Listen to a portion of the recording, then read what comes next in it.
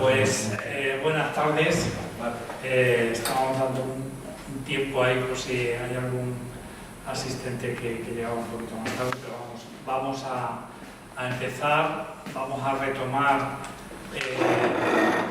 este ciclo de presentaciones que hemos venido programando a lo largo del año. Esta es la primera de este otoño recién llegado, ¿no? Y bueno, consideramos pues, que ya tenemos otras 5 o 6 por ahí programadas.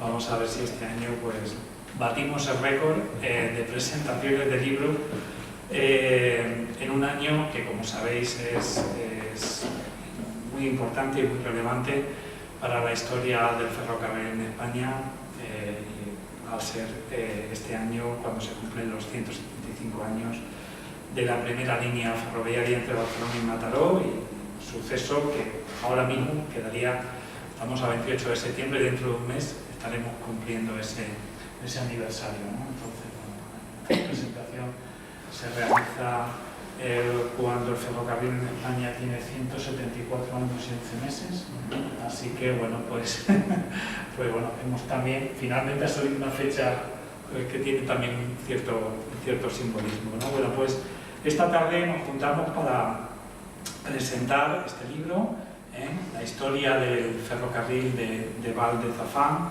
de Juan Carlos Juárez Jiménez. Juan Carlos Juárez Jiménez, viene de Barcelona, acabas de llegar hace un ratito, su esposa.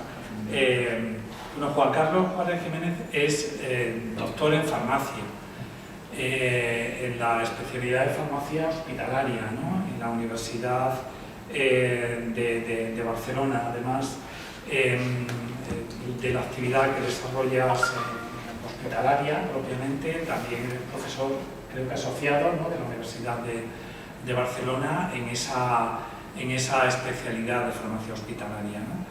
Y bueno, y es un gran aficionado al mundo del ferrocarril. Podríamos contar anécdotas, pero vamos, toda la vida. Yo creo que eso también ha hecho que su descendencia se haya inclinado también por trabajar en este modo de trabajo.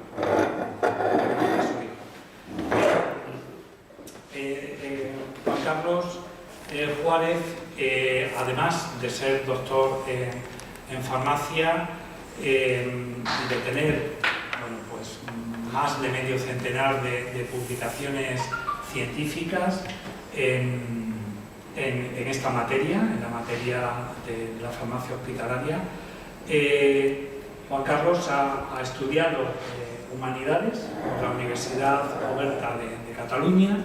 Y bueno, pues se graduó hace un par de años, en el 2021, y sí, antes de la pandemia, ¿no? Pero desarrollaste un trabajo de fin de grado, sí, que lo centraste en la historia de este ferrocarril, ¿no?, del ferrocarril de Val de Zafán. Y bueno, pues ese trabajo de grado finalmente dio un salto, ¿no? Y finalmente se animó a que este trabajo pues se materializara en una edición de un libro. Es autoedición, pero es una factura. El libro tiene un acabado, una factura magnífica, la verdad, y la verdad está ampliamente ilustrado, muy bien trabajado, y yo creo que merece la pena que esté en muchas bibliotecas, ¿no?, tanto particulares como de asociaciones, de instituciones. Bien, por tanto, Juan Carlos Juárez aúna esa doble formación académica. Bueno, aparte de eso, quiero comentar lo siguiente. He tenido el placer de prologar este libro, es decir, que empiezo a hablar y al final no digo un aspecto esencial y he tenido pues, el gran placer, ¿no?, de conocer la obra en primicia, agradecí, por supuesto, a Juan Carlos que me ofreciera me brindara ese honor. No nos conocíamos, pero bueno, yo vi la obra, me interesó mucho. Además que bueno, que de alguna manera lo hablaremos ahora y él, por supuesto, nos lo detallará ampliamente. Bueno, él ha hecho un trabajo desde los orígenes hasta lo que hoy en día es este antiguo trazado ferroviario que como sabéis, bueno, fue uno de los primeros que se cerraron en ese periodo del desarrollismo de los años 60-70, concretamente en el año 73, si mal no recuerdo.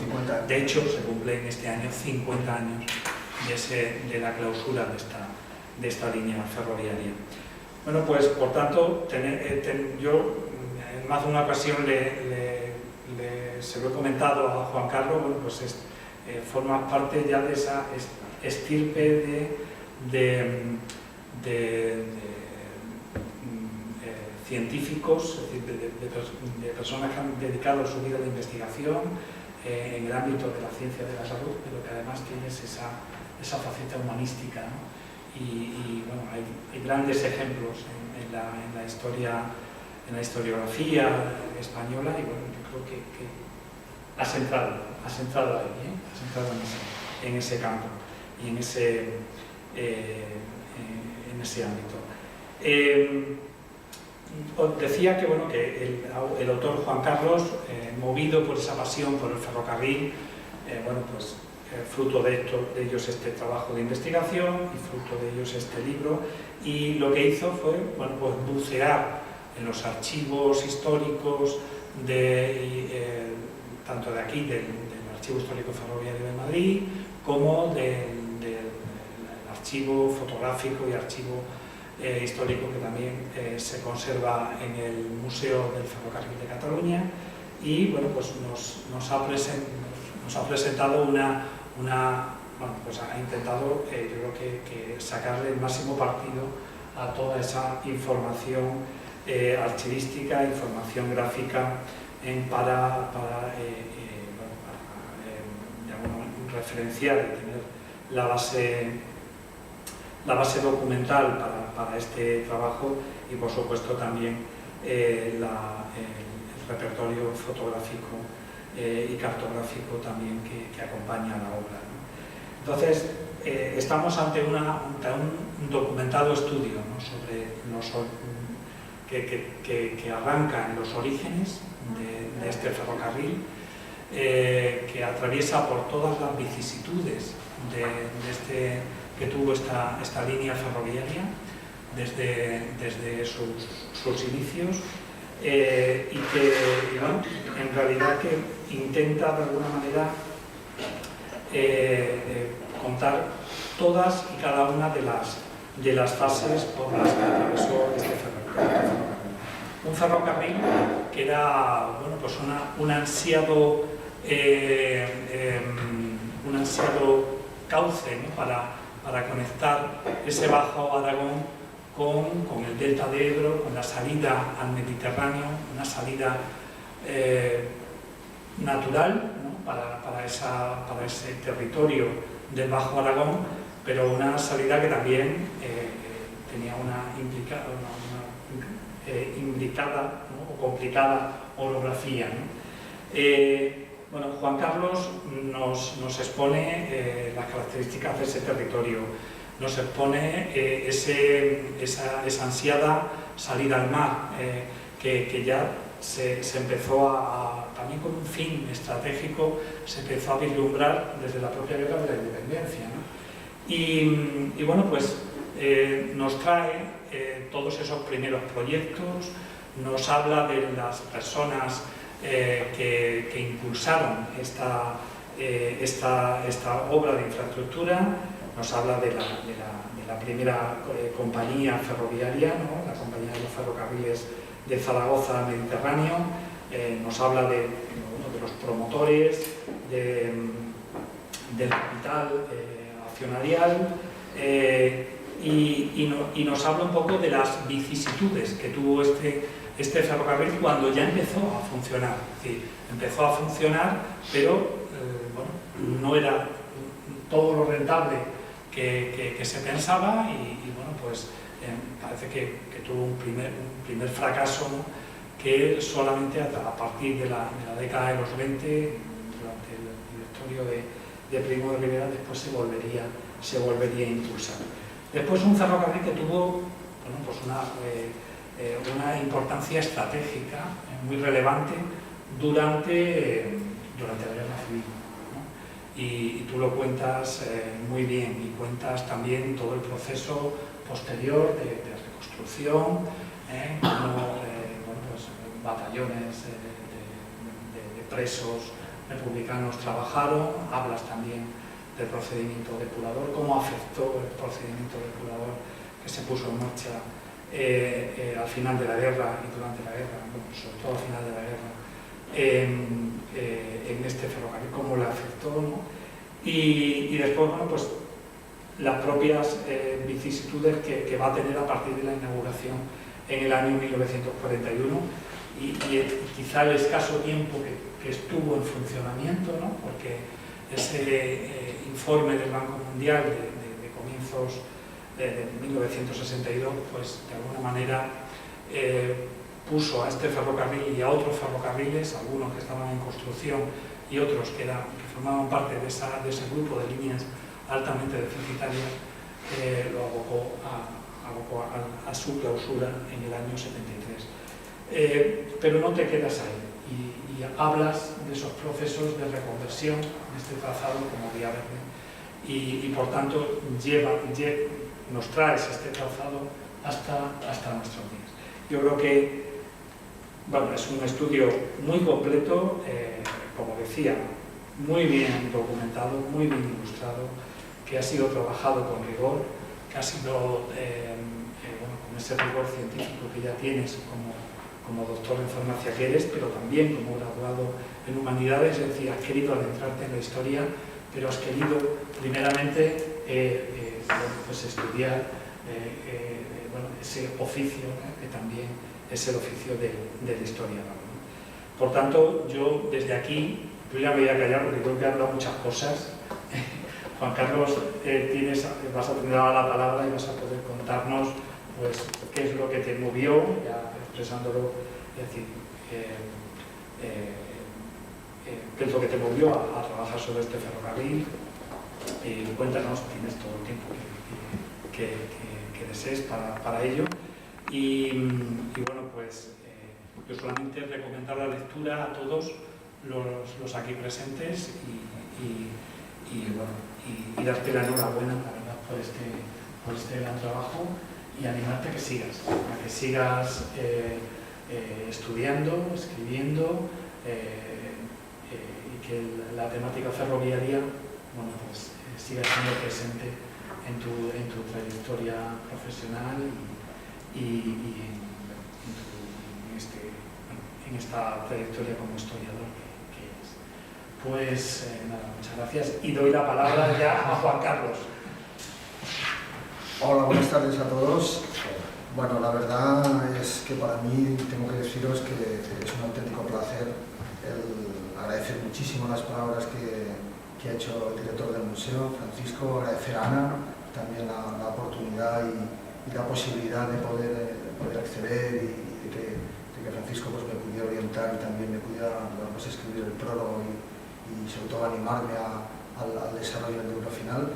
Y después, ¿por qué no deciros que para mí es como estar en el templo de la historia del ferrocarril, en la cátedra de la historia del ferrocarril, ¿no? O sea, poder presentar un libro de este tipo en un museo del ferrocarril, en el museo de Madrid de Delicias, para mí me da unas sensaciones, pues bueno, ya me deja muy bien, me deja totalmente muy satisfactorio, ¿no? Y además estar rodeado de personas que sé que tenéis interés, que muchos de vosotros habéis trabajado en la historia del ferrocarril, y yo, como he dicho al inicio, pues soy un aficionadillo, empiezo ahora, ¿no?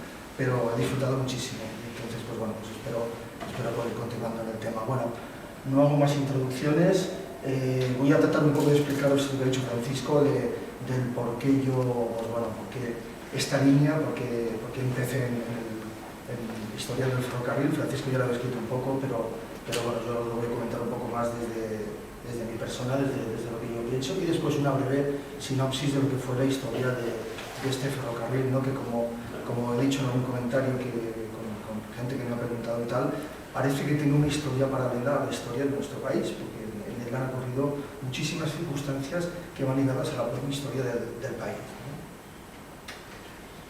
Bueno, esto para los que no conozcáis un poco el trazado donde está, el ferrocarril de la Val de Zafán es una línea de ferrocarril que empieza en lo que es en el Bajo Aragón, ahí lo tenéis en el plano de la diapositiva, y que la idea era llegar hasta San Carlos de la Rábita, que está en Tarragona, y ahí en el puerto de los Alfaques, pues poder mover mercaderías, poder mover mercancías para poder regenerar la zona de una manera económica y además conectar dos comunidades autónomas como eran, si no se me oye me avisáis, como era el Bajo Aragón, Matarraña y la Terra Alta y las Terras de l'Ebre en Cataluña.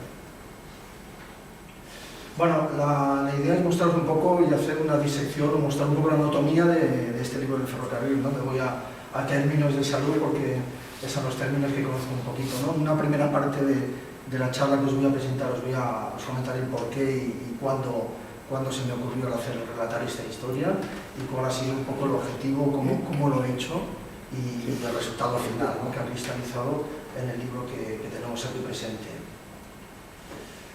Territorio, afición, profesión y humanidades son los 4 pilares fundamentales que me han impulsado a poderlo hacer.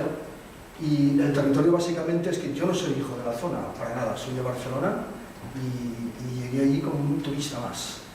Pero para llegar allí como turista tuve que, os voy a poner aquí un pequeño vídeo, tuve que conocerlo de alguna manera la zona. Y en eso tengo que agradecérselo a la Fundación de Ferrocarriles y los documentales que hizo de la Vía Verde. Os voy a poner, unos minutos. Esto fue lo que yo primero conocí de la línea.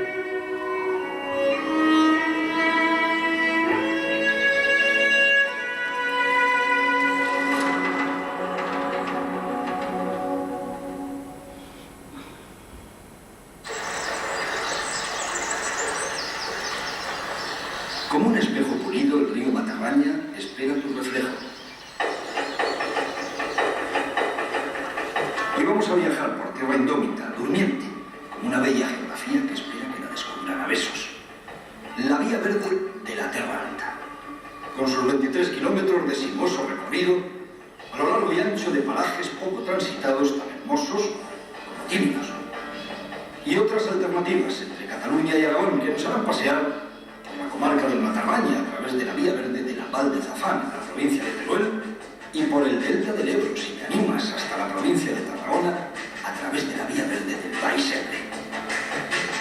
Trazados deliciosos, jornadas de campo y de sol, que pensamos no debes perderte. Vive la vida, a lo largo de casi 80 kilómetros de dulce discurrir.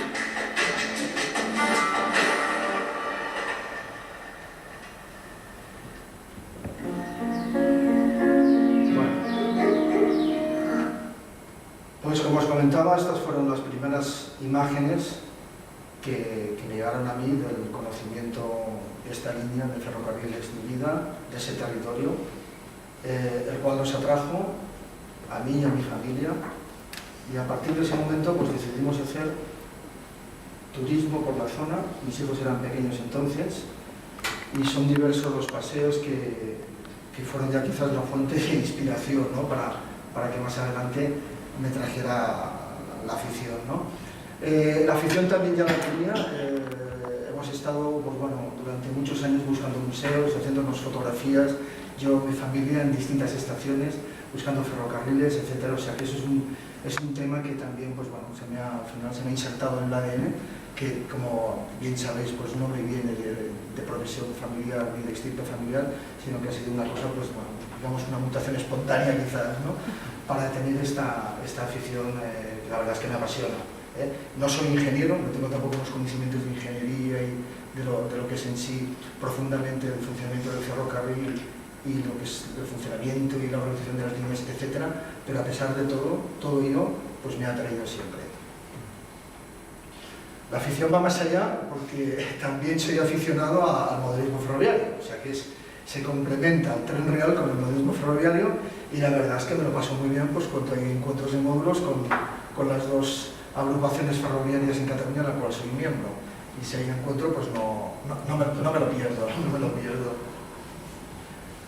Todo ello hay que sumar que conocido el territorio y la afición, ya en 2011, con la emergencia de todas las redes sociales, tuve la intención, todavía no había estudiado humanidades, de publicar un blog, y lo hice sobre esta línea de ferrocarril. Hice algunas entradas, pero yo veía que me faltaba algo.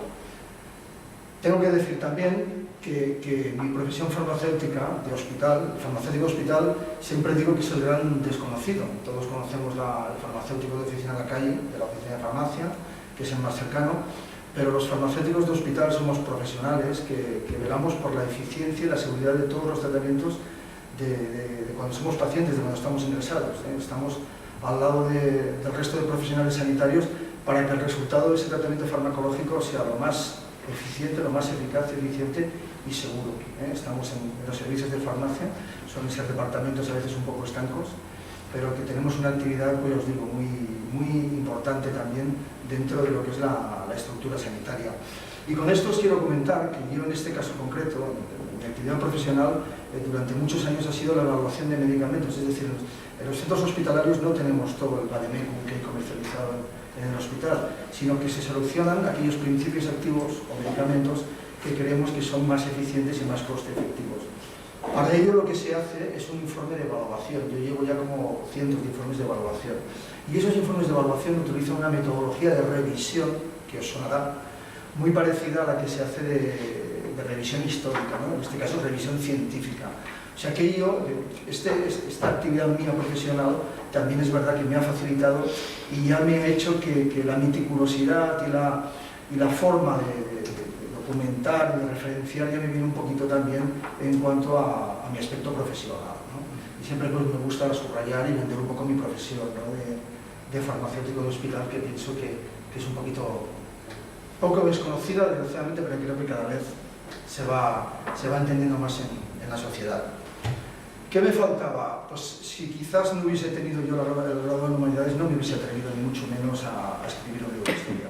No me hubiese atrevido. O sea, artículos científicos de mi profesión, pues bueno, no he tenido problema, me ha gustado y he escrito mucho, pero sin la graduación en Humanidades no me hubiese atrevido. Las Humanidades, para un científico, dan una visión, y a mí concretamente me están dando una visión muy diferente del ejercicio profesional. Me recuerda más los aspectos éticos, me ayuda a entender más la diversidad, me ayuda a entender más que no todo se basa en lo racional exacto, sino que hay aspectos emocionales que hay que tener en cuenta también para la toma de decisiones de salud. Y todo eso además pues me ha dado herramientas para poder trabajar en un trabajo histórico, ¿no? en una documentación histórica. Y yo creo que ha sido el pilar fundamental también, ¿no? De ahí que la afición, el conocimiento del territorio, todo ello, ya a la hora de graduarme y a la hora de hacer el trabajo final de grado, pues bueno, me incliné por hacerlo sobre revisar la historia del ferrocarril de Guadalajara. Habían publicado diferentes autores, han publicado muchísimo, y si no es por ellos, pues tampoco hubiese podido editar el libro. Pero sí que es verdad que en ese momento no se había recopilado toda la historia, no se había hecho un relato continuo del tiempo, que siempre es muy interesante, ¿no? Porque tenemos información atomizada y eso a veces pues, no te permite dar una visión global, ¿no? Tener una visión concreta de lo que ha ocurrido. Se atomiza, pero no. Si tenemos una línea continua del tiempo, una documentación continua del tiempo, eso nos puede ayudar mucho más a tener esa visión global. Y este fue un poco los antecedentes por los cuales personales yo pues bueno, me he inclinado a hacer esta obra, ¿no? Ahora mismo, como ha citado Francisco, este año, 2023, precisamente son los 50 años del cierre de la línea, y por eso yo también me animé un poco para poder publicarlo, ¿no? Buscar un acto conmemorativo que le diera todavía un poco más de relieve a lo publicado, ¿no? Y lo he hecho pues un poco como ya he ido citando, ¿no? Una forma de revisión histórica, de revisión sistemática, además también de disfrutarlo, no solo recopilando documentos, y buceando, como bien dice Francisco, en los archivos, sino también sobre el terreno, buscando gentes que hayan vivido, que hayan conocido la línea, algún trabajador que he podido hablar con él, y pateando, fotografiando, y bueno, todo ello acompañado de la familia, que han tenido que aguantar mucho estos recorridos, pero que bueno, en definitiva creo que nos lo hemos pasado bien. Archivos digitales, archivos físicos, ya os podéis imaginar. Los museos, pues los archivos de los museos me han facilitado mucho la tarea.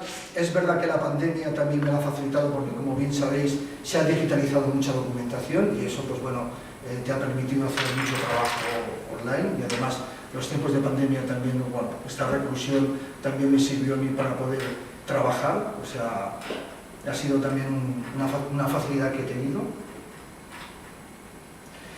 Y la documentación utilizada pues es un poco la que tenéis en la diapositiva, ¿no? Desde comunicaciones a congresos de historias, mucha hemeroteca, mucha documentación de periódicos, mucha Gaceta de los Caminos de Hierro, que considero que es una fuente de información importante, fundamental, diarios también de la época que están en algunos archivos locales. He consultado también mucho el archivo del Ayuntamiento de Alcañiz, que hay mucha información. La línea pasa por Teruel, como os he comentado anteriormente, el Bajo Aragón. Alcañiz era un poco el núcleo urbano más importante de la línea, juntamente con la Puebla de Híjar, en lo que sería la zona de Teruel, de Aragón.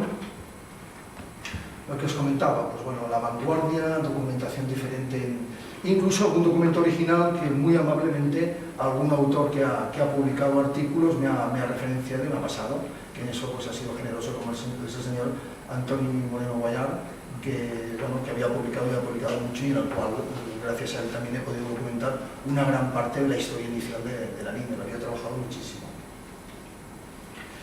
Y como os comentaba, pues bueno, el trabajo de campo, he tenido la oportunidad de hablar con algún historiador de la zona que también me ha alentado mucho y me ha comentado curiosidades, y he podido un poco vislumbrar ciertas curiosidades de algunos pueblos en los cuales hubieron circunstancias especiales, pues bueno, desde huellas de ametrallamientos realizadas por la aviación en la Guerra de España, en sitios concretos, material utilizado correspondiente a otras, todo esto está documentado en el libro, ¿no?, a otras compañías que se utilizó después de la guerra para poder acabar la línea cuanto antes. Encuentran restos de vallas con el emblema de la cruz de la Compañía del Norte, cuando ahí nunca la Compañía del Norte en ningún momento regentó la línea para nada, no fue concesionaria para nada. O sea, este tipo de curiosidades me ha ayudado mucho la gente del territorio, ¿no? Y también tengo que destacar pues, algún trabajador, como tengo aquí al señor Manuel Montel, he tenido la oportunidad de hablar con él, ya ha fallecido justamente hace un par de meses, y es una persona vecina de Val del Tormo, el cual sobre todo fue la primera persona que me trajo a la memoria de que en la línea también hubieron hechos de sabotaje realizados por los maquis de la zona. Era un tema muy interesante. Yo apenas había información, o no había encontrado información publicada, y el señor Monter, pues bueno, tengo que hacerle aquí este reconocimiento personal de que él fue el que me lo citó, y a partir de ahí yo me moví expresamente para buscar documentos en los archivos de Aragón, en archivos municipales, digitales, etcétera, para encontrar esas huellas de acción de los maquis, como ahora os mostraré. ¿Cuál ha sido el resultado? El resultado es el libro, es obvio. Un libro que, bueno, estructurado en 13 capítulos, más de 200 citas al pie. He intentado documentarlo al máximo con esa metodología que nos caracteriza a los farmacéuticos también de hospital, de documentar y citar al máximo, como os he comentado antes. Imágenes, porque la imagen yo pienso que también es fundamental para poder documentar y para que el libro sea lo más entretenido posible. Y bueno, pues eso, pues la consulta de hasta 21 archivos físicos y digitales. O sea que ha habido un trabajo intenso, pero la verdad es que también tengo que deciros que me lo he pasado muy bien, y eso, pues bueno, ha sido un poco el analgésico que me ha permitido llevarlo lo mejor posible. Las citas bibliográficas, como en un trabajo de investigación, pues están insertadas, y las notas aquí están insertadas dentro del texto, con las referencias correspondientes, siguiendo las normas UNE de publicación, de las revistas de historia, no solo las científicas tienen Vancouver, normalmente es lo que se utiliza, las revistas historiográficas se utilizan más estas normas UNE, es la que he utilizado. Y sobre todo, bueno, el tema, esta diapositiva es más popular, ¿no?, que la he presentado en algunas presentaciones que he hecho un poco por el territorio, pero bueno, es decir también que el libro no solo es para los que somos friki de los trenes. El libro he intentado que utilice un vocabulario técnico para que no pierda profesionalidad, pero siempre tratando de explicar qué significan esas palabras. El balasto igual todos sabemos lo que es, lo conocemos, pero el público en general habla de balasto y igual no lo entiende, ¿no? Pues todo este tipo de nomenclatura he intentado, pues, con una nota al pie, el poderla explicar y el poderlo hacer lo más asequible posible para que el libro también fuera interesante, pues esto, para vecinos de la zona, ¿no? Porque es su historia también, y fuera un libro, pues bueno, dentro de lo que es el hablar de la historia, que a veces se hace un poco prolija, ¿no? Haya una manera de que sea también inteligible y un poco fácil de entender y agradable, ¿no? Pues eso, ya os digo, está sobre todo dirigido a aficionados al ferrocarril, a la historia del ferrocarril, pero también la intención ha sido de que lo pueda leer el público y le pueda agradar al público en general. Una breve sinopsis. Está dividido en dos partes principales. Uno es lo que sería un poco una breve aproximación a la historia del ferrocarril en nuestro país, por esto mismo, para que el desconocido que no conoce la historia y la historia del ferrocarril, muchos de aquí estaréis de acuerdo, es muy importante y es fundamental. El ferrocarril marcó un hito importantísimo, pienso en la historia de la humanidad. Y lo otro, lo que sería el desarrollo y el interés específico de la línea de ferrocarril de la Val de Zafán, ¿no? que es el corpus más importante de la obra, ¿no? Es describir la historia desde que fue una idea, desde sus inicios, hasta que se transformó en esa vía verde. La historia del ferrocarril en general, hay unos matices, hay una descripción, ya os digo, muy por encima, no está profunda, pero sí que pienso que están los hitos más importantes. Además, a mí me ha servido también para después entender la historia también concreta de la línea de Val de Zafán, porque si no entiendes de que hubo inversión extranjera, de que hubieron accionistas, de lo que es una concesión, de cómo funciona toda esta nomenclatura, y todo ello lo encontramos mucho en las leyes iniciales del ferrocarril, a la hora después de entender la historia del ferrocarril de la Val de Zafán, en la cual ocurrió esto mismo, te facilita esa comprensión. Y por eso he pensado en hacer este capítulo inicial de generalidades de la historia del ferrocarril, para que el lector después pueda entender un poquito mejor, tal como me ha pasado a mí, lo que sería la historia en sí concreta del ferrocarril de la Val de Zafán. Hago citas a las primeras líneas en el mundo y he tenido el placer, os pongo aquí una foto de recientemente poder visitar, pues bueno, la estación de la primera línea del mundo en Manchester, una maravilla.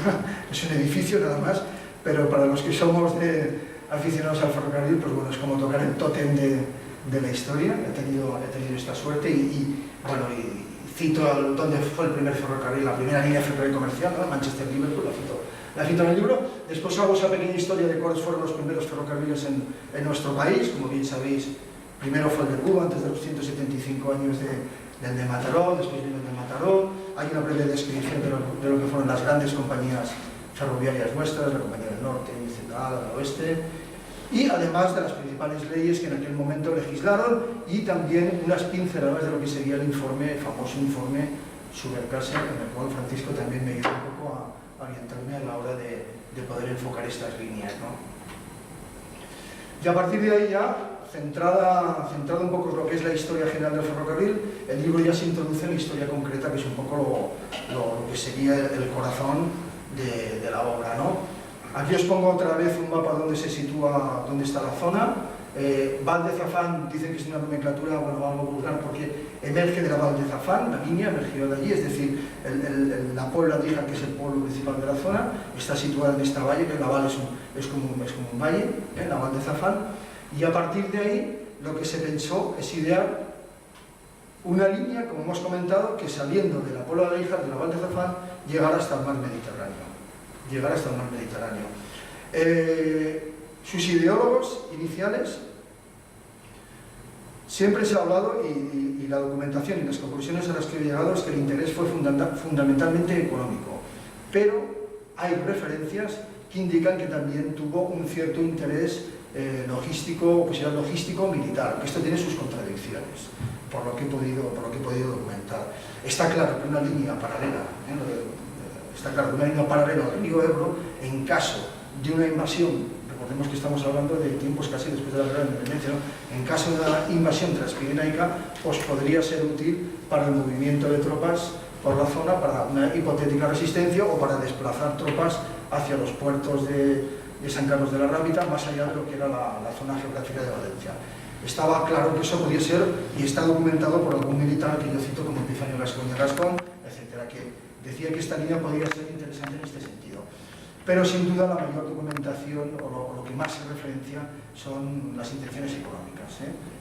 Aragón, y concretamente Teruel, el ferrocarril nació como minero en esas zonas en las zonas mineras de Andorra, Escatrón, etcétera. Las primeras concesiones fueron mineras y sí, era obviamente para desarrollo industrial y económico, y la intención que tenía la línea en sí, por sus promotores, era el poder mover pues, tanto los mostos como la harina, como los productos agrícolas, y dar salida al mar Mediterráneo. Esto ha sido un poco lo que tiene un fundamento más sólido y lo que está más referenciado. Tengo que destacar a distintas figuras importantes dentro de la historia de este ferrocarril, como fue el padre Nicolás Sancho. Fue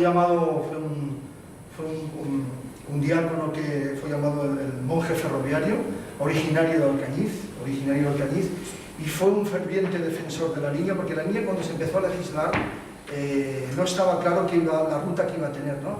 Si iba a pasar por Alcañiz, si iba a tener otros derrames por otras zonas geográficas. No estaba claro si realmente iba a llegar a San Carlos de la Rábita o iba a pasar por Vinaròs, por zonas de Castellón. Y tuvo que tener el impulso de personalidades de la zona, de figuras honorables de la zona, para que al final tuviera el trazado un poco más deseado por los ciudadanos y por las gentes importantes de la zona, ¿no? Y ahí siempre pues cito al padre Nicolás Sancho, que fue un poco el que interpeló con su obra de una ojeada retrospectiva de las carreteras y vías férreas. En esta obra cita la historia de cómo él interpeló y consiguió, porque era una persona reconocida dentro de las fuerzas vivas de Alcañiz, para que la línea finalmente pasara por Alcañiz y no obviara esta pedanía tan importante de Teruel y del Bajo Aragón. Si nos vamos a fechas concretas, el libro contiene un cronograma, pero yo os he seleccionado unas mínimas fechas sin ánimo de cansaros. La idea de la línea parte del año 1863, de poco más de mediados del siglo XIX. Aparece en diferentes planes de ferrocarriles que tenéis aquí en la diapositiva. Aparece en la Ley General de Ferrocarriles con un trazado que no ha sido el que al final cristalizó, pero que iba un poco orientado hasta que al final quedó en el trazado actual. Y no es hasta el año 1880 cuando ya se presenta en las Cortes del momento la ley reivindicando un poco lo que iba a ser la línea definitiva, pasando por Alcañiz, saliendo de la Puebla de Izal y acabando por fin en San Carlos de la Rábita. Fueron estos años un poco turbulentos en el aspecto de decisión legal de cuál iba a ser el trazado final. Este es un mapa que no se ve muy bien, del Plan de Ferrocarriles de España del año 1865, donde ya se proponía la línea, y ahí aparece punteada lo que sería finalmente, o lo que podía ser el trazado, como una línea secundaria, con esa idea ya inicial de a dónde tenía que desembocar la línea de bandera. La concesión se llevó a cabo por diputados de la zona, diputados liberales que tenían contactos con la monarquía, e incluso consiguieron que la primera piedra fuera un homenaje que lo presidiera Alfonso XII. Alfonso XII venía de inaugurar la línea de Canfranc en aquel momento, y al día después se presentó allí en la Puebla de Hija y hizo el acto de inauguración, y motivo de pues, un homenaje con un periódico, una documentación, etcétera, de cómo se hizo este evento tan importante de colocación de la primera piedra. Fue la colocación de la primera piedra, pero la primera circulación tuvieron que pasar todavía muchos años. Hubo problemas por los diferentes cambios de concesión. Se buscó inversión extranjera, esa inversión extranjera que permitía la legalidad de aquel momento, de accionariado, que invertía pero que quería rápidamente recuperar esos dividendos, esas acciones, y las obras no funcionaban, no se llevaban a cabo, y eso generó una serie de parones y de reclamaciones, caducidades en las concesiones. Todo esto está documentado en el libro y explicitado de un poco de cuáles fueron las circunstancias en las cuales hicieron que ese retraso en cuanto a la circulación, en cuanto al comienzo de la línea como tal, de línea ferroviaria, se pusiera en marcha. Y principalmente destacaros que el primer tramo que durante muchos años y durante más años ha estado funcionando fue el situado entre la Puebla de Híjar y Alcañiz, que es la primera sección. El resto de la línea, que no llegó jamás a San Carlos de la Rápita, que se quedó en Tortosa, básicamente tiene una vida efímera, casi de 30 años, de la posguerra al año 73, del año 41 al año 73, que llegó la línea a ser lo más completa posible hasta Tortosa, pero hasta el año 41, básicamente lo que estaba funcional para el público en general, para uso civil, era la primera sección de la Puebla de Híjar a Alcañiz. La línea se inaugura en el año 1825, en esta primera sección. Hay también una publicación con mucha información que a mí me ha servido pues, para poder documentar bien este acto y este libro y poder centrarme en cuáles fueron las circunstancias y las diferentes personalidades que intervinieron. 31 de julio de 1895 hay el primer tráfico.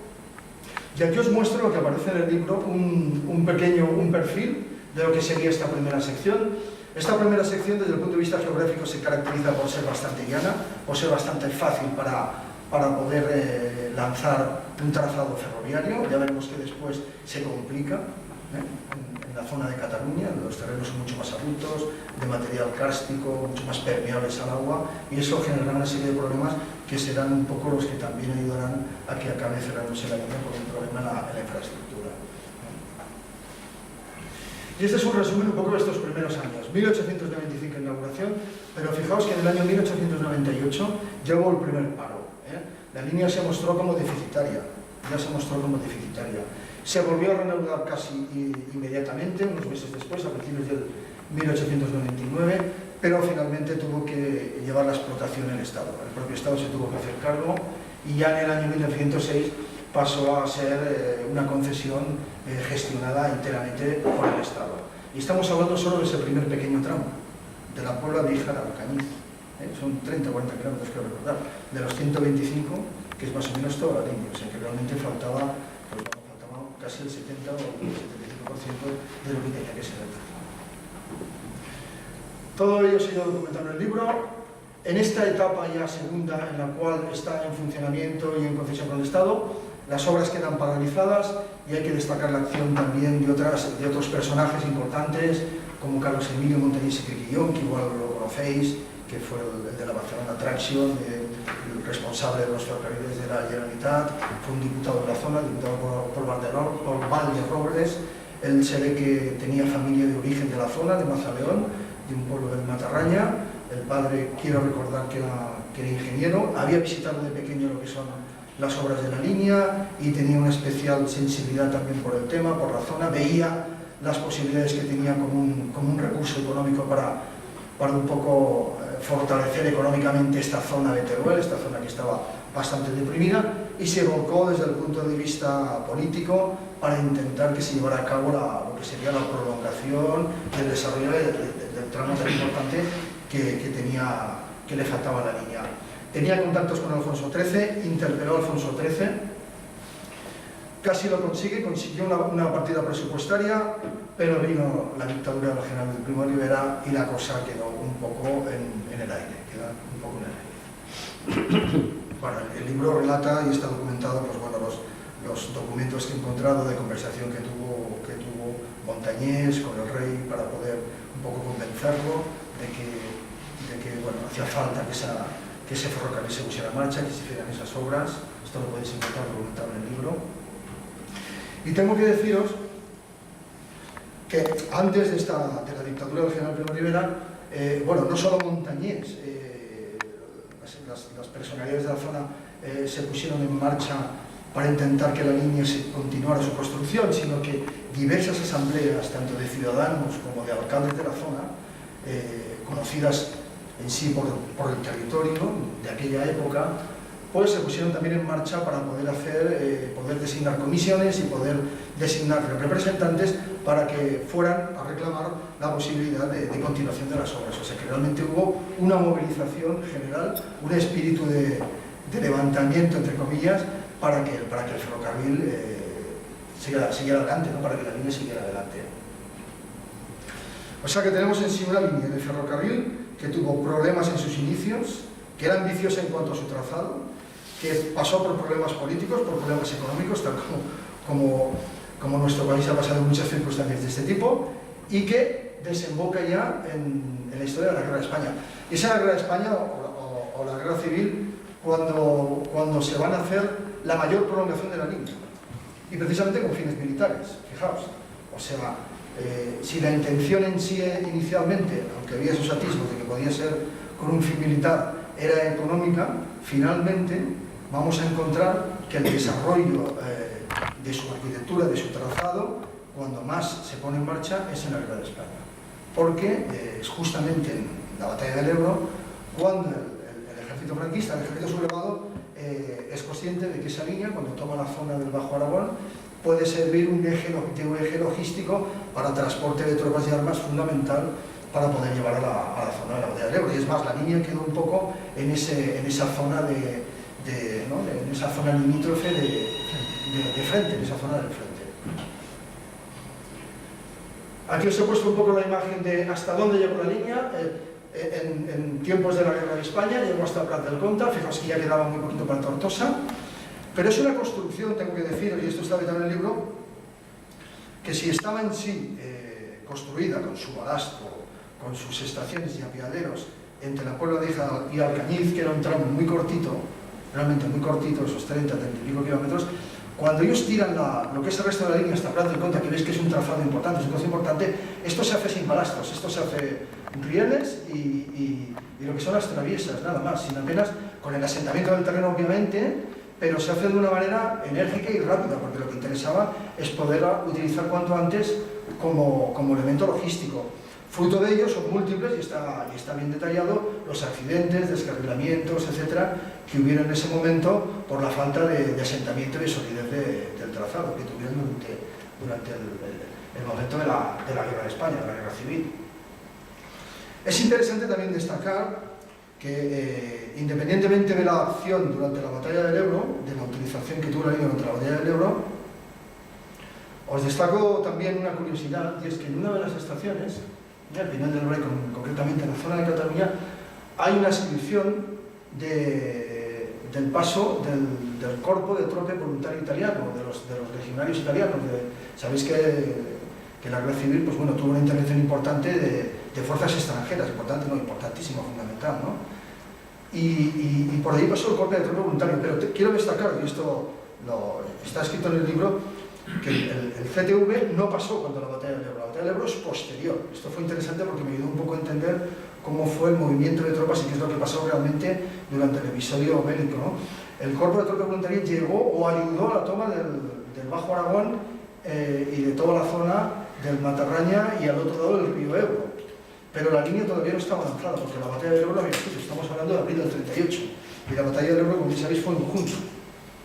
El Cuerpo de Tropa Voluntaria realmente no utilizó la línea para un acceso ferroviario, sino lo que utilizó fue la explanación para su movimiento de tropas, porque en aquel entonces no estaban puestas las vías todavía hasta el Pinel.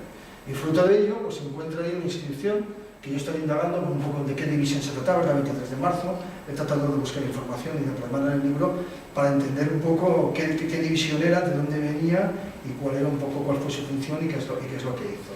Y es curioso si visitáis, porque el libro también tiene una doble intención, no es ni mucho menos una guía de la Vía Verde, pero sí que es verdad que puede ser una guía histórica de lo que sería la Vía Verde, porque los aspectos singulares que yo he podido plasmar, que he podido reflejar en fotografía o en descripción, pues están en el libro, ¿no? O sea que en ese sentido puede ser una ayuda.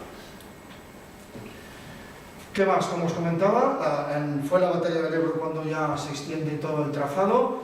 Hay un pueblo de la Terra Alta, que es Bot, que es un pueblo muy pequeñito, quizás es el pueblo donde la estación queda más cercana del núcleo urbano, y además es también el pueblo en el cual quedaba un poquito más cercano también del movimiento para hacer movimientos de tropas al frente, y es el pueblo donde se convirtió básicamente el mayor eje logístico de desembarco de tropas en la batalla del Ebro. Hay relatos documentados, yo los he hecho cursar en el libro, relatos que están plasmados en otros tipos de historia de la guerra de España, buscando referencias de referencias, ¿no? Lo que hace el revisor y el historiador, y a partir de esas referencias he encontrado relatos interesantes de requetés, de miembros, sobre todo está citado el movimiento del tercio de requetés, que como bien sabéis era un tercio formado por soldados de origen catalán, y que fueron ellos sobre todo los que llegaron a la zona de Bot, a la zona de la batalla del Ebro, y que utilizaron y que tienen relatado su movimiento o su experiencia en el viaje en tren hasta los momentos de la batalla, y bueno, un poco las circunstancias por las cuales pues bueno, el tren fue ametrallado, algunos requetés eran vecinos del pueblo y por las vías pues conocieron a parientes, etc. Todo esto estaba escrito en algún relato que he podido documentar, de algún libro, como podéis ver aquí en la diapositiva, y bueno, pues le da un poco de vivencia también al libro de la circunstancia bélica del movimiento de tropas y de su utilización en la batalla. Esta es una fotografía que os pongo, he sacado de internet, no está en el libro porque, eso sí, he intentado, o básicamente, el libro, todo lo que está documentado, tiene que estar documentado. He dejado muy poco espacio a la especulación, muy poco espacio a la especulación. ¿Qué ocurre? Que esta fotografía, de otras fuentes o de otros espacios publicados en internet, dice que está muy posiblemente en la estación de Puigdemont, que es una estación que pertenece, un apeadero que pertenece a un pueblo de la línea. Pero yo esto no lo he podido documentar concretamente en una fuente primaria, una fuente sólida. Entonces en el libro no lo he puesto. Sí que es verdad que en las exposiciones, pues bueno, me gusta ponerlo un poco para detallar. El cocherón se corresponde con la arquitectura de los cocherones de la zona, pero yo no he podido encontrar la fuente. Entonces no os puedo decir que con toda veracidad que sea así, pero sí que es cierto que el tercio de requetés cogió el tren, estuvo en el tren y llegó a la zona y entró en acción. Allí enviaron a los Ars, donde tuvo un enfrentamiento importante y donde muchos fallecieron en combate. Otro aspecto interesante que tiene la línea, ¿no?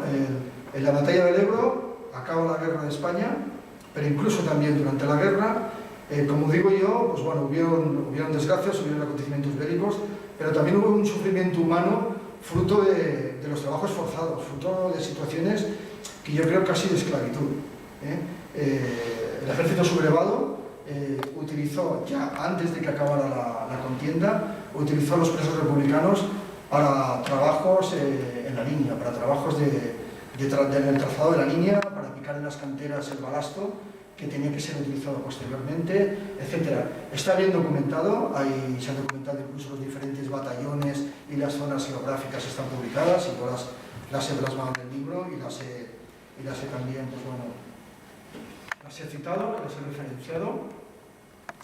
Y es interesante también comentaros que recientemente en la estación de Cherta, que es un pueblo que queda ya en Tarragona, queda ya cerca de Tortosa, en Cherta se ha hecho precisamente un homenaje en otoño del año pasado a estos batallones disciplinarios de trabajadores, porque fueron presos que muchas veces acabaron integrándose con la población de la zona, ¿no? Porque estuvieron años, ¿no? trabajando como tales, ¿no? Y se llegaron a incorporar, muchos de ellos incluso después entablaron relaciones, se casaron, etc. O sea que hay toda una historia además personal y de vivencias interesante. Yo no he profundizado tanto, porque si no daría para mucho más, pero lo que sí que está claro es que había que citar este hecho de la utilización de batallones disciplinarios de soldados trabajadores que trabajaron en la línea de Valdezafán, al igual que también hubieron casos de depuración que he podido obtener de fuentes, como la tuya, Francisco, de depuración de trabajadores, concretamente en Alcañiz, aunque no se cita exactamente que se correspondían a trabajadores de la línea de Valdezafán. El único ferrocarril que funcionaba en aquel momento en Alcañiz era la Valdezafán. Por tanto, la depuración de esos trabajadores, a la fuerza, muy posiblemente tenían que estar relacionados con esa línea, ¿no? Bueno, esto es un poco para mostraros lo que se cita. Y después entramos en un momento también interesante que os he comentado, que es que la línea también tiene aventuras entre comillas, no se acaba el sufrimiento, no se acaba la violencia, sino que continúa la posguerra con los maquis. Los maquis estuvieron mucho por la zona y como os he comentado, este antiguo trabajador y amigo que fue el primero que me dio el dato, me hizo profundizar, busqué información y encontré información de los partes de la Guardia Civil de aquel momento, en el archivo de Aragón, que hablan de las circunstancias, de estas circunstancias de los maquis. Y como bien sabéis, los partes de la Guardia Civil y los partes militares suelen ser extraordinariamente bien documentados y bien citados y bien relatados, ¿no? Se relata hasta el detalle, ¿no? Hasta la ropa que llevaban, ¿no? Y eso pues, bueno, pues me ha permitido citar. Hay 3 hechos que están citados en el libro, 3 hechos violentos. Uno fue la imposición de un artefacto o de un petardo que comenta que hizo una pequeña explosión, hizo algunos destrozos en la línea, en una zona de la línea, pero que no causó ninguna víctima. Otro es el encuentro fortuito también de un bulto que también contenía un explosivo, que también estaba relatado y documentado, incluso el tipo de pilas que utilizaba, etc.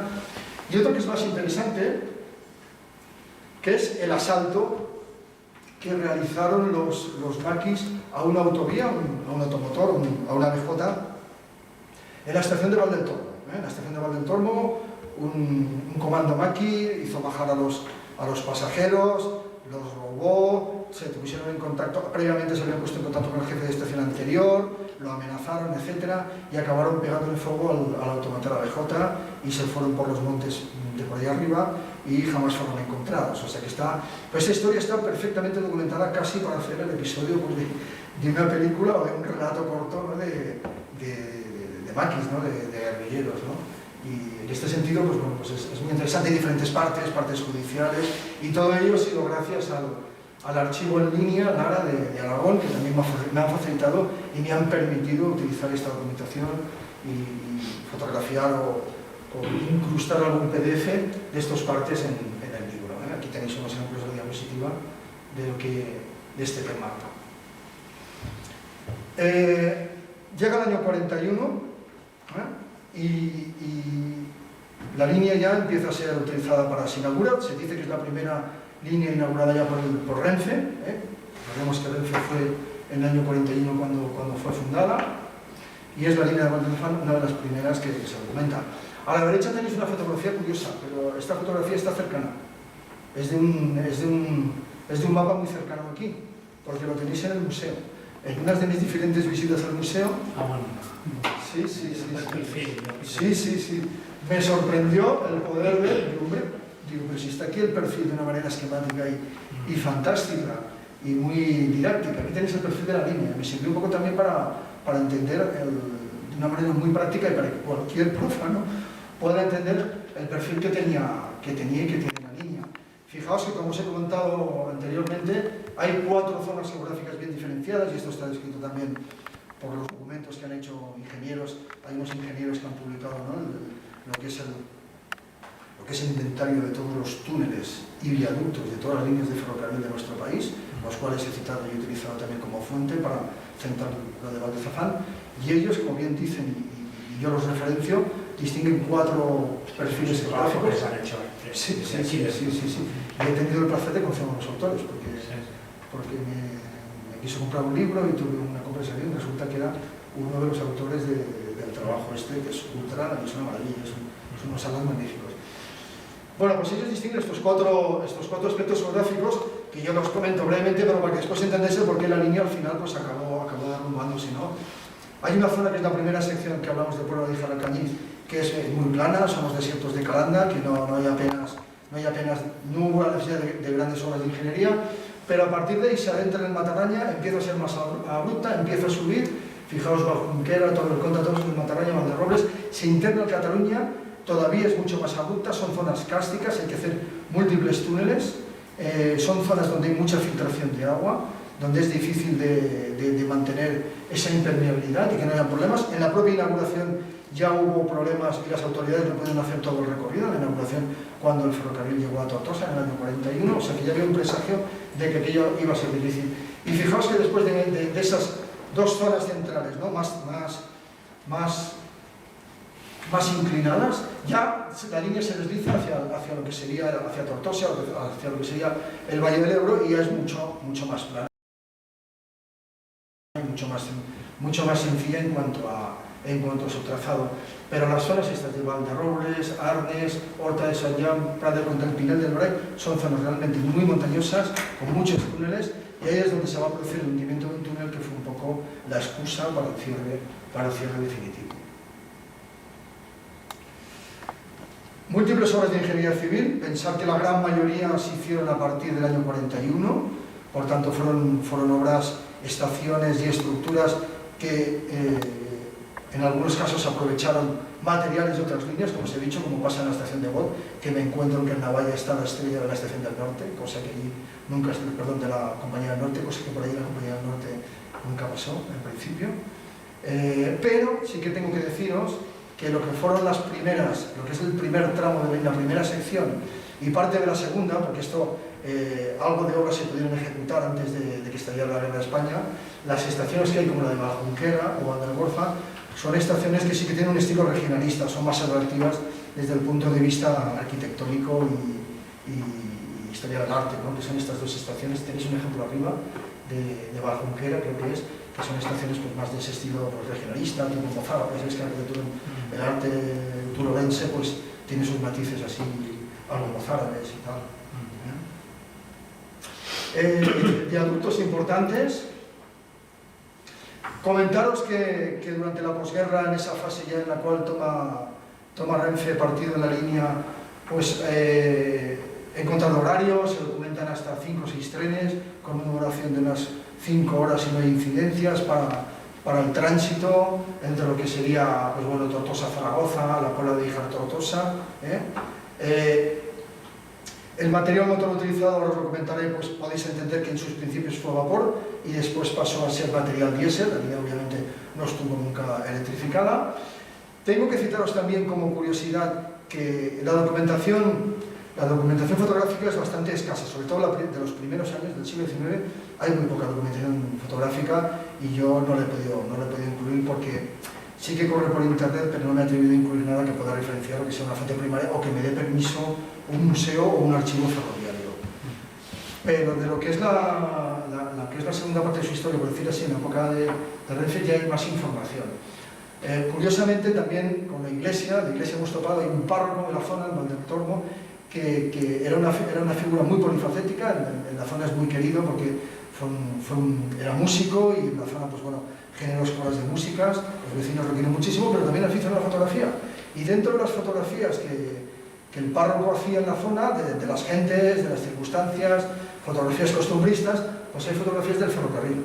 Y son las fotografías más frecuentes, más cercanas a antes del cierre de la línea que he podido documentar. Están colgadas en la página web del Ayuntamiento de Valdeltormo, al cual también me las ha cedido la posibilidad de poderlas incluir, y bueno, son un poco las que tenéis aquí, ¿no? Un poco el material motor de vapor que tenéis aquí y un poco pues, una imagen del túnel con los rieles. La línea, como os he comentado anteriormente, y este es un extracto del mapa original del ingeniero Orría, que fue el ingeniero que diseñó en sí la línea y casi fue el trazado definitivo. Quedó parada en Tortosa y como podéis ver, aquí tengo esta flecha con este círculo, con estos círculos, quedó parada en Tortosa y no llegó jamás a San Carlos de la Capital. La línea era deficitaria y ciertamente si ya fue difícil que hicieran el trazado hasta Tortosa, con muy pocos trenes, con muy poca comunicación, pues difícilmente lo que fue las autoridades del momento, ¿no? El gobierno autárquico, con el desarrollismo, etcétera, la utilización del automóvil, pues difícilmente iba a llegar al trazado de San Carlos y se quedó ahí, y se quedó finalmente en Tortosa. ¿Cuál fue la excusa? La excusa la encontramos en el año 71, una dana, una gota fría, como llamamos ahora. Yo recuerdo que era pequeñito, tenía 6 años, y me acuerdo que en Barcelona pues, se subieron inundaciones, se inundó todo el Prat y afectó a gran parte de Cataluña. Y ello provocó, y bueno, está documentado por las noticias de la prensa del momento, esa gran dana cerró la línea porque hubo un hundimiento de uno de los túneles, el túnel número 28, entre el Prat de Comte y el Pinal del Brai, generó un hundimiento y a partir de ahí la línea ya casi quedó condenada a muerte, aunque ya la condena ya estaba escrita, como ahora os mostraré. Ese hundimiento lo que implicó fue que, llegados a Bot, a un pueblo bastante anterior a la zona del hundimiento, se tuviera que coger un autobús, hacer un rodeo y volver a coger otra vez el ferrocarril, cosa que hacía inviable, evidentemente, la utilización por parte de las gentes de la zona, ¿no? Que básicamente, por lo que he podido hablar con los usuarios, pues la utilizaban para compras en Tortosa, para acudir al médico, para visitar a familiares, o sea que tenía un uso civil pues realmente importante, y tuvo un pico importante de utilización hasta que fue bajando, y claro, ya con el hundimiento del túnel ya fue verdaderamente un poco el epitafio de su cierre. Deciros que esto, que efectivamente, que fue el año 71 y ese hundimiento lo que ya iba a condenarla, pero en la circular que emitió Renfe, que ya comentaba que se cerraba en septiembre, el 17 de septiembre del año 1973, ya decía que el Consejo de Ministros del año 1969 ya había tomado la decisión.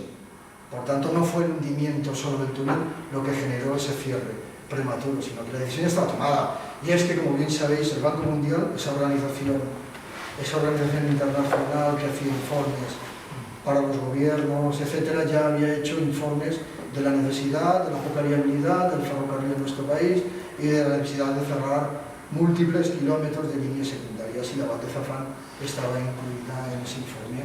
Y eso pues fue ya lo que definitivamente dio el toque de gracia para que la línea fuera cerrada en el año 73, en ese 17 de septiembre, pues hace muy poquito que hubiésemos celebrado, ¿no?, los 50 años.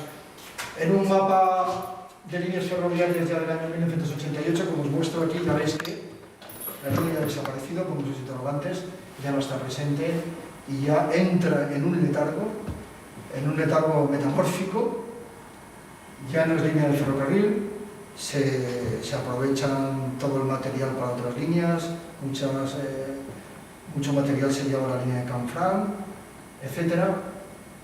Pasan los años, más de 25 años, y de repente despertamos entiendo yo, con un interesante plan, con un magnífico plan que fue el plan de Vías Verdes, de recuperar un poco esos trazados con fines ecoturistas, y la línea de Val de Zafán justamente encaja en ello. Y ya en los primeros años del siglo XXI, del año 2000, surgen trabajos casi al final del siglo XX, ya que documentan la posibilidad de cuál sería la viabilidad y cuál sería un poco la estructura que podían tener, los recursos, etc. Y es ya en el primer decenio del siglo XXI cuando empiezan a generarse esos tramos de vía verde. La línea, tengo que resaltaros que no toda es vía verde, todavía hay un trozo que recientemente, precisamente antes del verano, ya ha habido una partida presupuestaria, pero hay un trozo que todavía no es vía verde. Hay un trozo entre Puigmoreno, una pedanía que está unos kilómetros antes de Alcañiz, en lo que sería la primera sección, hablando, hay un trozo que todavía no es vía verde, y hay habido unas luchas políticas importantes y tal para que ese trozo se convierta al final en vía verde, y hay una partida presupuestaria para que definitivamente todo el trazado de la Val de Zafán, tanto el trazado vía verde Val de Zafán y vía verde Terras de l'Ebre y Terra Alta, se convierta ya en un trazado de vía verde continua. O sea, subrayaros eso, y esto está documentado en el libro, que todavía hay un pequeño tramo que no es vía verde del todo. Pero bueno, aparte de ello, comentaros que esa metamorfosis final generó la vía verde que conocemos ahora. Esto es para mostraros lo que os comentaba, ¿no?, cuál es justamente, si consultáis el mapa interactivo de vías verdes, cómo está ese trazado que todavía no es vía verde, y la noticia de que ya hay una partida presupuestaria. Esa transformación en vía verde, sin duda, ha generado un enriquecimiento de la zona. La zona se ha dado a conocer. Yo soy también una pequeña hormiguita, fruto también de que exista esa vía verde. También a partir de ella hubieron inspiraciones culturales previas al libro y a las publicaciones que han ido saliendo, que os muestro dos libros también que he publicado relacionados con la línea. El primero es de poesía, es ficticio, es de poesía y de pequeños relatos ficticios que hicieron unos autores ahora como unos 5 o 6 años, y que está citado en el libro que yo he editado, y que es interesante también de conocer. Y el otro son relatos de ficción, que os he puesto aquí, de una autora de la zona, de Francesca Lier, que es interesante leer sobre todo la obra que tengo puesta aquí, que cita el libro El Pont de la Solitud, porque hace una descripción muy naturalista de cuál era la circunstancia en la cual las gentes de la zona cogían el ferrocarril, de los movimientos del vapor, de las locomotoras de vapor, de los movimientos de los automotores, etc. Es una descripción tal que casi te permite un poco acercarte a ese espacio temporal y vivir esos momentos, ¿no?, del movimiento de los trenes en la zona, ¿no? Entonces, por eso lo he citado en el libro y pienso que es interesante también, pues, potenciar la cultura derivada también emergida del conocimiento de la línea. Me gusta citar este pequeño estrofa porque resume muy bien lo que es la historia de esta autora también, que está en la obra esta, en una de las obras que os he comentado, de María Luisa Gascón Reales, que dice: y el sarmentero. Al tren se ve, por lo visto, documentado de todo no está, es una denominación popular, le llamaban el sarmentero. Entendidos de la zona, por la zona no hay vino, y sarmientos pocos. Hay olivo y mucho desierto, pero vino poco. Dicen que le llamaban el sarmentero porque era tan pobre, una locomotora de vapor con 3 o 4 coches, que la gente lo veía, pues bueno, como un sarmentero, ¿no?, como si fuera una cosita pequeña, ¿no?, y por eso lo llamaban así vulgarmente.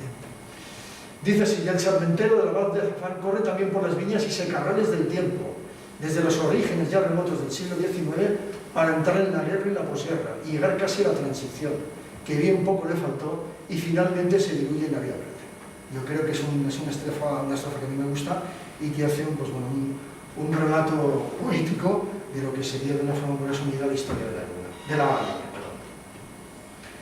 El prólogo, ya lo ha dicho Francisco, y te lo vuelvo a agradecer, le ha dado valor al libro, no hay duda, y yo te lo agradezco aquí públicamente.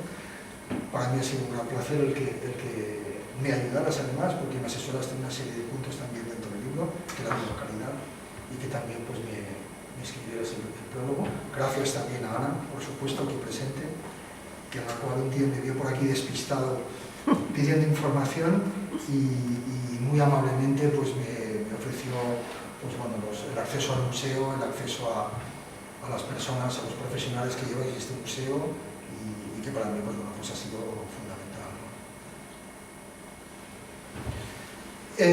También contiene un anexo del material motor que yo he podido referenciar, que se utiliza en la línea, porque como os he dicho, pues, bueno, tiene que cumplir también con los deseos, con lo que nos gusta a los aficionados al ferrocarril. Todo aquello que he podido documentar, aquellas fotos que he podido también extraer de los archivos digitales, pues están referenciadas en el libro. Material motor, pues bueno, que se divide entre el vapor. El material vapor del siglo XIX no lo he podido documentar. Por lo visto se utilizaron locomotoras en aquel entonces alquiladas, americanas, pero esto yo no lo he documentado, no he encontrado información y por tanto pertenece un poco a los datos. Y en ediciones posteriores lo he podido documentar, pues no dudo quizás en poderlo. La segunda parte, como bien sabéis, fue la incorporación de los automotores, los ABJs. El anexo, que también incluye pues, esa relación de viaductos, de túneles, extraídos de los libros que editó el museo, que editó la Fundación de Ferrocarriles, un cronograma, un esquema de lo que sería la línea, que he tratado un poco para poder llegar a entender de una forma gráfica los aspectos históricos y los aspectos un poco geográficos de la línea. Decir también que un poco, curiosamente, se han publicado noticias en la prensa, un poco sensacionalista, de que esta línea pues, era una línea maldita, una línea inacabada, una línea del tren del terror. Esto sí, curiosamente, ha ocurrido en ciertos aspectos de la prensa. El tren maldito a las Terres de l'Ebre, un viaje fatídico. No. Este tren no es ningún tren del terror, ni ningún tren maldito, ni mucho menos, hay que conocer la historia. Es un tren que contiene historia ferroviaria, que es historia de territorio, que hay personajes, que hubo ilusión y que hubo transformación, como se transformó en Vía Verde, y que sigue habiéndola. Y en este esquema pues tenéis un poco, con tanto movimiento de fechas, tenéis un poco lo que sería la funcionalidad que ha tenido la línea a lo largo de más de un siglo, ¿no?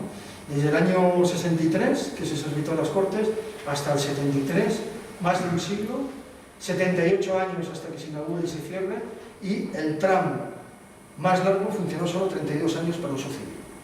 Es un resumen un poco de datos de lo que ha sido en sí la línea. Como conclusión, mostraros un párrafo del libro, ¿no? que bueno, yo creo que también muestra la intención con la cual yo he escrito escrito y esta obra, ¿no? En definitiva, se muestra su historia desde que fue un proyecto ideado por personajes visionarios y adheridos a su territorio con sus turbulentos inicios hasta la actualidad, configurado como un espacio de ecoturismo cristalizado en Villaverde. De esta forma, con este relato, se pretende unir el pasado con el presente, para que la historia del ferrocarril de Val de Zafán, que cumple 50 años de su cierre, tenga su constancia en el futuro y no se pierda en el tiempo. Esta ha sido, desde luego, mi máxima intención en autorizar este libro. Tengo que agradecer a muchas personas, por supuesto a mi esposa Rosa, que está aquí conmigo, que me acompaña en todos estos actos y me ha acompañado pues, bueno, en todo lo que ha sido el desarrollo del libro y tanto emocionalmente como físicamente, ¿no? en las excursiones. Mis hijos también, que me han alentado mucho en poder autorizar el libro y en poder hacer el trabajo, y también me han acompañado en todas mis salidas, en todas las salidas que hemos hecho. Ellos también han aprendido a amar el ferrocarril, y por supuesto los diferentes archivos, el Museo de aquí, el Museo de Cataluña, los diferentes archivos institucionales, a los autores que también habéis escrito mucho, autores de todo tipo, que si no es por ellos, este libro tampoco podría haber dado a luz, hubiese sido un esfuerzo titánico. Y también a compañeros de agrupaciones que me han facilitado, que me han hecho lecturas críticas, en fin, a muchas personas que me han ayudado, y que está claro que las obras que marcan cierto aspecto diferencial cuando son colaborativas, cuando son verdaderamente fruto del trabajo en equipo, del trabajo en común. Y aquí incierto también trabajo en equipo de todas las personas que han publicado y me han ayudado. Y nada más, os voy a poner muy brevemente, si me permitís. ¿Vamos bien de tiempo? Sí, bueno. Me he alargado muchísimo. Has hablado lo que tenías que hablar, ya está. Muchísimo. Perdonadme, 2 minutos si no sale mal. Es una invitación también a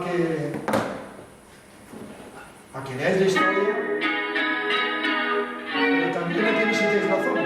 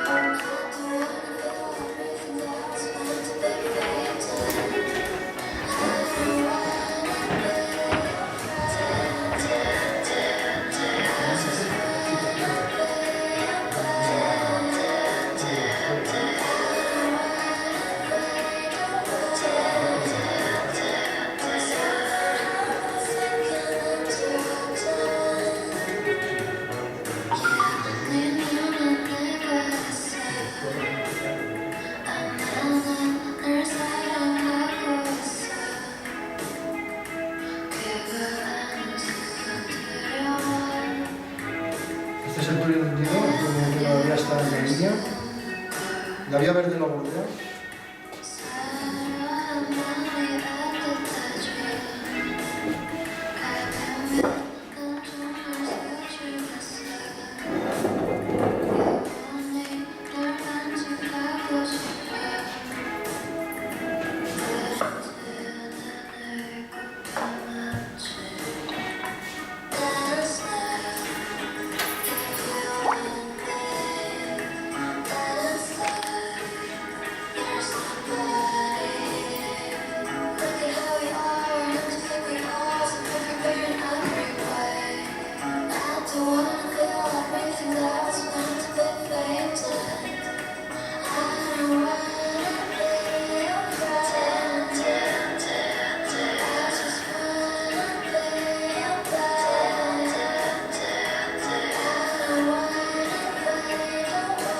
Esta es la zona de la Foncada. Como podéis ver, hay un paisaje que es bastante encantador, que es bonito.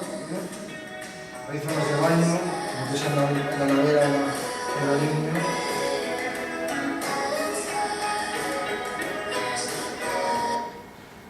Y nada, es obligado deciros que si tenéis Instagram, el libro tiene una cuenta de Instagram que tiene varias funciones. Lo primero es documentar pues las presentaciones que voy haciendo en los diferentes espacios, y después también mostrar fotografías recientes, vídeos, y también pues toda aquella documentación que voy encontrando, porque voy encontrando más cosas, también lo voy documentando en la cuenta de Instagram.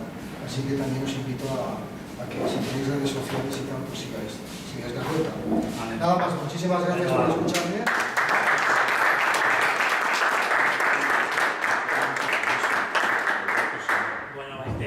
Si alguno de vosotros tenéis alguna pregunta, es el momento. Está aquí Juan Carlos, Joaquín Jiménez. Primero, mi nombre es Joaquín Jiménez. He estado muy relacionado con la Fundación durante 18 años, me parece. Quizás hay una anécdota que no sepas. Cuando se lanza la serie de televisión de Vive la Vía, todo el equipo que estaba trabajando en Vías Verdes se fue a ver todos juntos el primer capítulo. No sé si estarías tú a lo mejor también, Pablo. No te invitaron, no te invitamos a la estación de Torre del Comte, que es una estación, yo no sé si seguirá con aquel nivel que tenía de hotel rural magnífico. Sí, se ha recuperado. Entonces, hubo subidas y bajadas. Sí. Pues esa es la relación también de esta Vía Verde, llamémosla, de este ferrocarril de Valdecarrán, que como tú has contado perfectamente, refleja la historia de un territorio, de un país. Yo tengo alguna duda, y es la incidencia que pudo tener el ferrocarril de Puebla de Híjar a Tarragona, que era coincidente de alguna forma con en su objetivo de llegar al mar.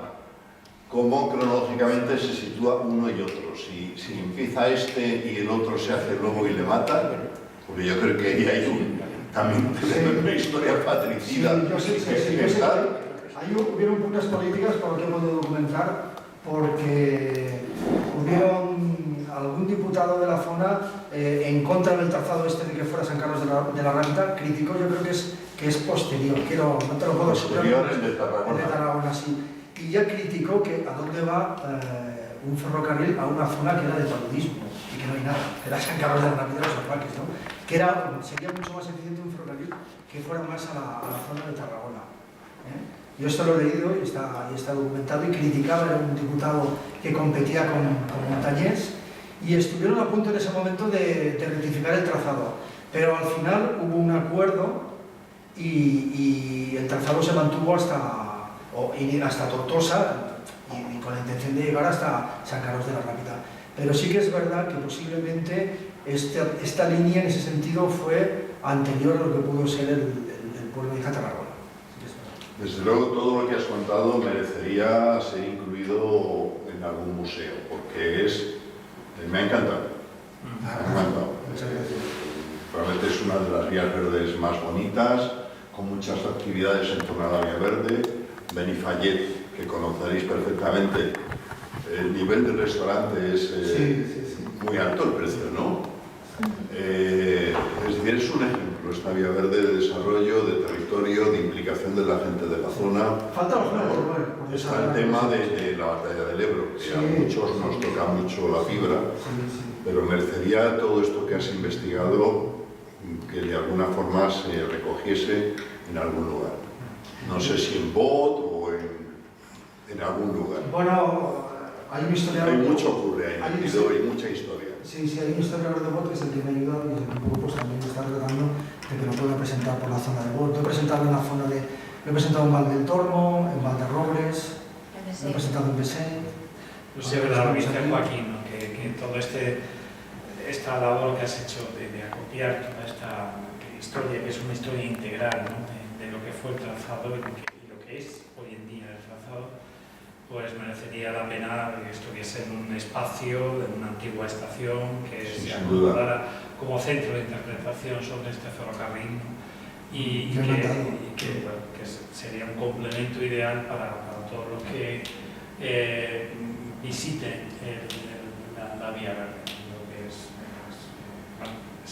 Está claro que sí, sería lo idóneo. Pero claro, ahí ya tienen que ser las instituciones. Claro. Y, Bueno, no hay que perder la ilusión ni el espíritu nunca. Oye, una pregunta. Yo recuerdo haber visto una foto, una fotografía antigua, de un gran viaducto metálico que cruza un río y se encaja con un túnel. Sí. Bueno, ¿Está en esta línea o...? Que encaje con un túnel no, había un viaducto. Y que además colapsó en algún momento. No, esto sí que no me suena. Hay un viaducto metálico que fue el viaducto sobre el río Martín. ¿Sobre el río? Río Martín, que está cerca de Alcaniz. ¿Sabes? Sí, lo estaba viendo mientras hablaba. Hay que es metálico, pero ahora está remozado hormigón, ya no es tan cual. Pero que colapsaron sobre un túnel, esto yo no lo tengo documentado. El túnel que colapsó, que hay documentado, es el que os he dicho. Sí, ese sí. Este sí.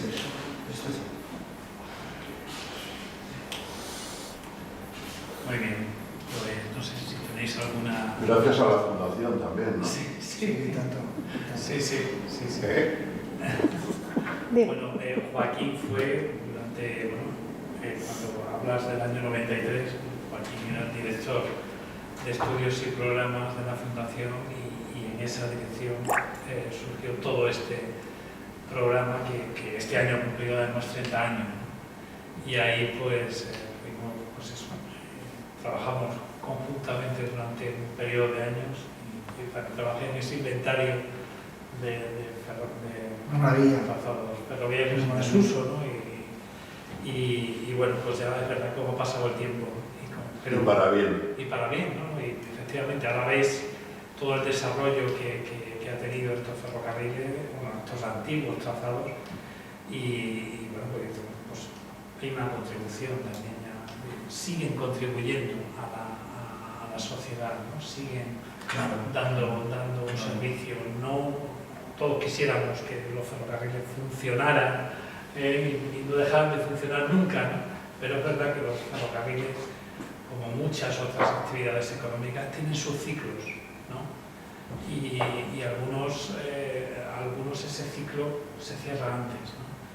Y bueno, pues este fue uno de ellos, uno de los primeros, ¿no? Hace poquito, hace 2 días, ¿no? Creo que se ha firmado para el trazado entre Vargas y Toledo, se ha firmado ya un acuerdo para, no sé si con la Diputación de Toledo, tal, y fue uno de los primeros trazados que se cerraron a partir del informe del Banco Mundial en el 64, por ahí.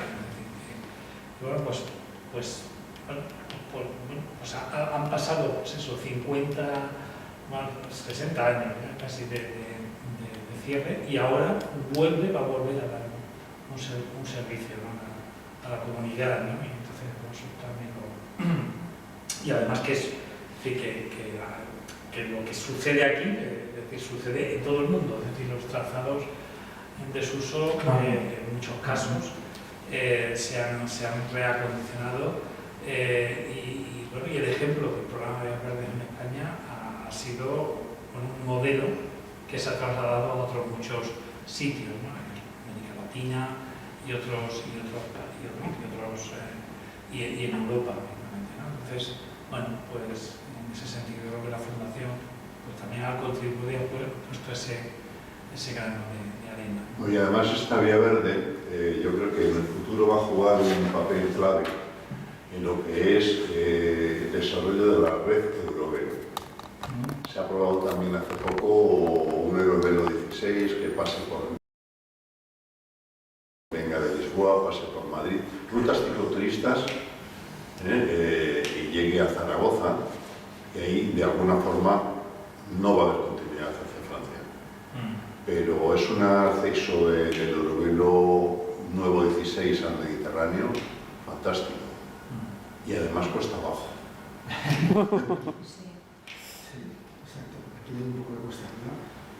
Oye, el túnel del equinoccio de verano, ¿ese está abierto? Sí. Ese está abierto. Sí. Es raro que no lo has mencionado como... No lo he mencionado. Porque es algo antipático, ¿no? Sí, bueno. No, es el de otoño, es atómico. El conducto de los equinoccios. Ahora será dentro de... Pasan los rayos del sol justo, ¿no? En unas horas determinadas cuando entran los equinoccios. Están en la de... Sí, sí, el túnel de la Revolución. Es uno de los más largos, ¿no? Creo que son 2000 metros o así. Está abierto. Sí. A ver, yo creo que está, bueno, abierto. Yo creo que tiene unas rejas. Yo cuando lo fotografié, sí. Creo que abierto no está, creo, ¿eh? Yo cuando fui a hacer fotos y tal, estaba, que no era en el momento del equinoccio, estaba cerrado con un candado. Ya os digo, es que la zona de Teruel, la Vía Verde, ha sido la zona de Cataluña la que más como bien sabéis, ¿no? La que Porque el paisaje es más potente. es más potente, es verdad. Es verdad. Pues nada. Muy bien, bueno, pues nada, sí. El libro está ahí a la venta. Si alguno quiere adquirirlo, pues tiene la oportunidad. Y bueno, y después también se quedarán aquí ejemplares para vender en la tienda Muy bien, del museo. muy bien, pues nada. Nada, y si alguno quiere adquirir, pues aquí tenéis al autor para que lo reciba. Pues muchas gracias, Juan Carlos. Muchas gracias por la presentación.